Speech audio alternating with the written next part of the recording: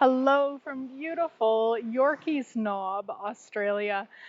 So this week's show was separation versus oneness, and I talked a lot about how I've seen and been willing to acknowledge where I've separated and when I separate and all of those things. And it's really been eye-opening as I continue with that willingness to look and see and how much separation that I do. And the awareness for me now at this point is how much separation that I'm aware of. And we often talk about that in Access. When we're aware of something, we'll often bastardize it and make it less and, use it against us. And that's really what I've noticed in these last couple days is when other people are choosing separation with me, or just separation, doesn't even have to be with me, but when they're choosing separation and how aware I am. And we had an experience this week that was not an ease, joy, and glory experience. It was more ease, joy, and glory than ever before. And one of our sweet, sweet cats, our old guy, all Wallace, his body has been slowing down for a while, and got a message from the couple who lives at our house and takes care of our babies, and she just said, he's not doing okay. And so they set up a vet visit, and we knew it was time. I asked Sweet Wally, hey, buddy, would you like to go get a different body? And he said yes. And oh, as much as I know and everything that I'm aware of, that's still a really difficult choice to make. And so what I said to him energetically throughout it before they got to the vet was to make it really clear for us so that we weren't in any area of wondering if it was going to be, does he, doesn't he, just to make it really, really clear. And so the gal took him to the vet and messaged me and said, hey, his kidneys are swollen, his hips are in pain. He made it really clear. So made it a lot more ease, joy, and glory. And what I noticed was kind of where hubby and I went through that, and I allowed myself just to be aware of it, which was so fucking cool, like so fucking cool, because I was aware of it. I was aware that he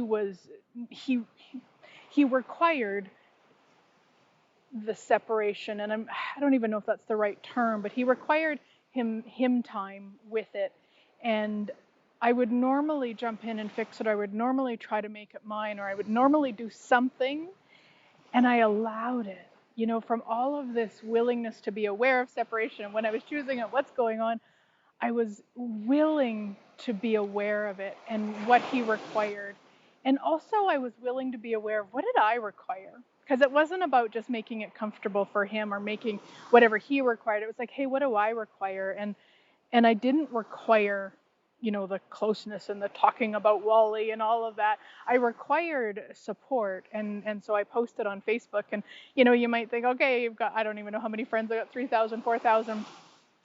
But man, all of the beautiful comments and contributions that people have been, that's what I required, was for people to be with me in that way. I didn't need a big party, but I required it a little bit different. And I was willing to be aware of what hubby required without making him wrong, without making me wrong, and just to be in that space. And I used some of the tools. I certainly used interesting point of view. I have that point of view because I went to the wrongness for a little while of it as like, oh my gosh, we're not that close of a couple if when we go through something like this, we're not, crying in each other's arms, or it's like, no, actually that's just a really big lie from this reality about what it should look like or what it shouldn't look like. So it's like, do I require that? God, no. Does he require? No. So let's just be with what we do require and walk through it that way. And so today is a brand new day. Today we've got that energy. We're able to talk about Wally and memories, and hubby was sharing some things, and it was like, yeah, he required that. And before I would have seen that as so wrong and separating and all of that, and it was just what he required. And maybe next time it will be different. Who knows? And what if it doesn't matter? What if it's really about just being so willing to be aware of what we require now, be able to check in with ourselves in case what somebody else requires doesn't work for us, then we can voice that too. And if it does, then not to buy into the story of this reality of what is right and wrong when somebody we love dies, and what isn't right or wrong, and all of the crazy. It's just the space of, hey, what is required, and what is it going to take for this to be ease, joy, and glory? And just as I was setting up here, and hubby's here with me, and um, we're standing on the beach waiting for some people to walk by so we could do our Christmas picture, and this one woman was carrying her little dog, and wow, she set him down just in front of us, just so he could walk on his own, and he was just the sweetest little pudgiest dog. And he stopped and he stared at us. And we kind of had a little giggle, and then realized he was not moving. He was staying there.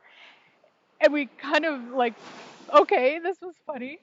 And then I went, wait a minute, just in my head, I'm like, wait a minute.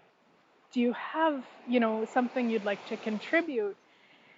And he just shared the energy of Wally now. And yes, I was aware of that, of course. I'm aware of the energy world, and just got rid of a bug, all of that. But it was such a gift, such a contribution. And as soon as I got it, he was like, okay, now I can go. And it was just, I'm so grateful the universe has our back and is willing to stick with us when we're maybe not so swift and not so on it. So thanks for watching. I look forward to the next episode next week, and soon there'll be a whole brand new page with all of these on it for the Living in the Magic of Possibility TV show. So thank you again. I'm Glenyce Hughes, and I look forward to connecting with you soon.